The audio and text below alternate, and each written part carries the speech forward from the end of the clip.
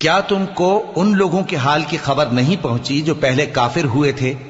तो उन्होंने अपनी करतूत की सजा का मजा चख लिया और अभी दुख देने वाला अजाब और होना है। ये इसलिए कि उनके पास पैगंबर खुली निशानियां लेकर आते तो वो कहते कि क्या एक आदमी हमें हिदायत करेगा? तो उन्होंने उनको न माना और मुंह फेर लिया और अल्लाह भी बेनियाज हो गया और अल्लाह बेनियाज है, लायक हम्दो सना है। जो लोग काफिर हैं उनका एतकाद है कि वो दोबारा हरगिज नहीं उठाए जाएंगे। कह दो क्यों नहीं, मेरे परवरदिगार की कसम तुम जरूर उठाए जाओगे, फिर जो काम तुम करते रहे हो वो तुम्हें बताए